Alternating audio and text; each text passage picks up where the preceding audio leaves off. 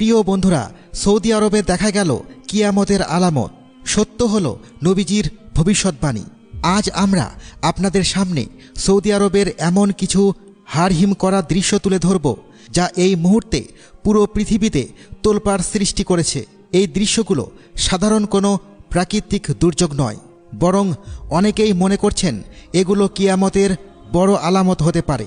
Saudi আরবের তাবুক এবং Yanbu শহরে এমন বিধ্বংসী ঝড় এবং বন্যা আঘাত হেনেছে, যার ভয়াবহতা আমেরিকা বা কানাডার মতো বড় বড় ঘূর্ণিঝড়গুলোর চেয়েও মারাত্মক। কিন্তু প্রশ্ন হলো, এটি কি শুধুই ঋতু পরিবর্তন বা আবহাওয়ার খেয়াল, নাকি এর পেছনে রয়েছে আল্লাহর তীব্র অসন্তোষ এবং কিয়ামতের সতর্কবার্তা? হজরত আবু হুরায়রা রাদিয়াল্লাহু আনহু থেকে বর্ণিত, রাসূল সাল্লাল্লাহু আলাইহি ওয়াসাল্লাম বলেছেন, কিয়ামত অনুষ্ঠিত হবে না যে পর্যন্ত আরবের মাঠঘাট যতক্ষণ না চারণভূমি ও নদী নালায় পরিণত হবে। ইসলামিক আলেমদের মতে কিয়ামতের ছোট আলামত হিসেবে পৃথিবী জুড়ে অতিবৃষ্টি, অনাবৃষ্টি, ঘন ঘন ভূমিকম্প, তীব্র ঠান্ডা এবং দাবানলের মতো প্রাকৃতিক দুর্যোগের পরিমাণ বাড়বে। প্রিয় দর্শক, বর্তমানে সৌদি আরবের তাবুক এবং ইয়ানবু শহরের পরিস্থিতি দেখলে মনে হবে সেখানে কিয়ামত শুরু হয়ে গেছে। সেখানকার সুন্দর শহরগুলোতে এখন শুধুই ধ্বংসলীলা। বৃষ্টির পানির তোড়ে খেলনার মতো ভেসে যাচ্ছে দামি দামি গাড়ি, পানির নিচে তলিয়ে গেছে রাস্তাঘাট, আর অসহায় গবাদি পশুগুলো বন্যার স্রোতে ভেসে যাচ্ছে।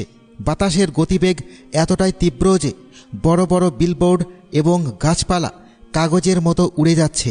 এমনকি বাড়িঘরের জানালাগুলো পর্যন্ত ভেঙে চুরমার হয়ে যাচ্ছে। বিশেষ করে ইয়ানবু শহর থেকে আসা ভিডিওগুলো দেখলে আপনার মনে হবে এটি সৌদি আরব নয়, বরং আমেরিকা বা কানাডার মতো ভয়াবহ হারিকেন কবলিত এলাকা।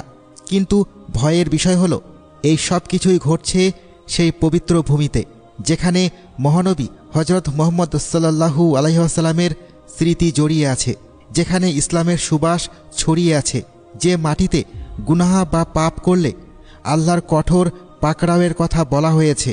সেখানে আজ কেন এমন ভয়াবহ তুফান?